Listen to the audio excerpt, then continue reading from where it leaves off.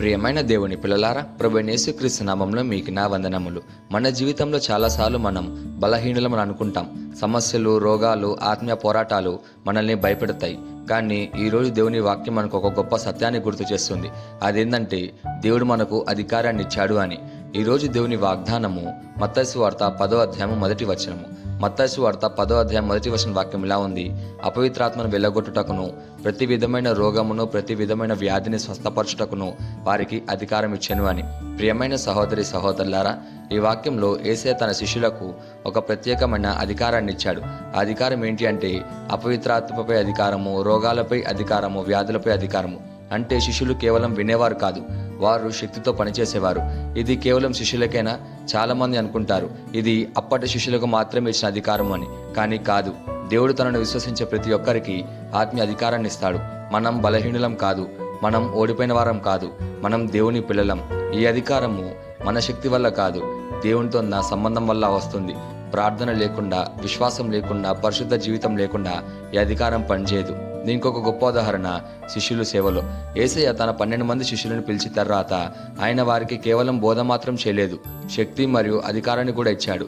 ఆ తర్వాత ఆయన వారిని ఇలా పంపించాడు: గ్రామాలకు, పట్టణాలకు, ఇజ్రాయెల్ ప్రజల దగ్గరికి వెళ్ళి వారికి చెప్పిన పని ఏంటి అంటే, దేవుని రాజ్యం సమీపించిందని ప్రకటించండి, రోగాలను స్వస్థపరచండి, కుష్ఠరోగులను శుద్ధి చేయండి, అపవిత్రాత్మను వెళ్ళగొట్టండి అని.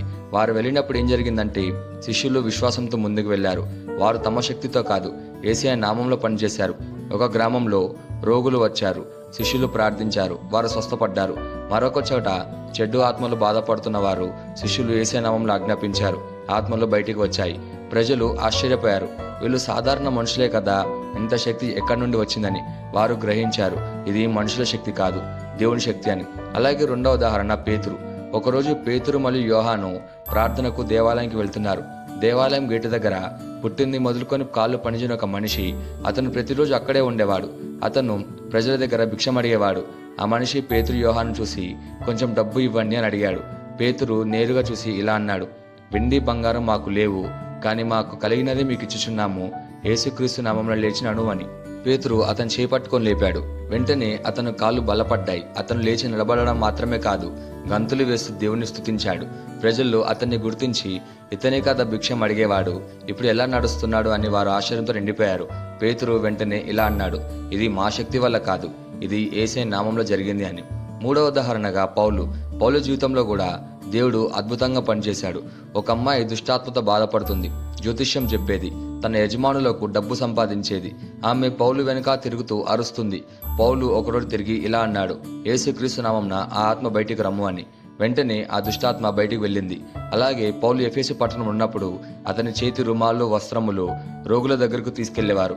అప్పుడు రోగాలు స్వస్థపడేవారు, చెడ్డు ఆత్మలు బయటికి వచ్చాయి. ఇది ఎంత గొప్ప శక్తి! ఇక్కడ ముఖ్యమైన సత్యం ఏంటి అంటే, ఈ 3 ఉదాహరణలు మనకు ఒక విషయాన్ని స్పష్టంగా చెప్తున్నాయి. పేతురు కాదు, పౌలు కాదు, శిష్యులు కాదు, ఇదంతా దేవుని శక్తి వల్ల జరిగిందని. దేవుడు సాధారణ మనుషులను ఉపయోగిస్తాడు. విశ్వాసం ఉంటే అద్భుతాలు జరుగుతాయి. అలాగే యేసయ్య నామంలో శక్తి ఉంది అని మనం గుర్తు చేసుకోవాలి. ఈ వాగ్దానాన్ని మన జీవితానికి ఎలా తీసుకోవాలంటే, మొదటిగా మన గుర్తింపు తెలుసుకోవాలి. మనం సాధారణ మనుషులం కాదు, దేవుని పిల్లలం, అధికారంతో ఉన్నవారం.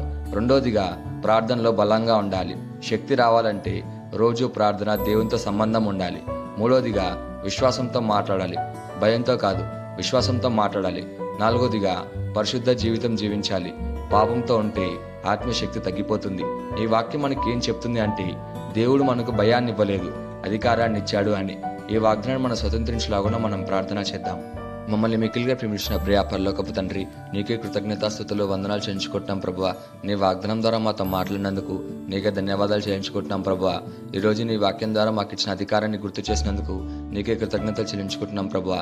మేము బలహీనంగా కాకుండా నీ శక్తులు నడిచే జీవితాన్ని జీవించడానికి మాకు సహాయం చేయండి తండ్రి.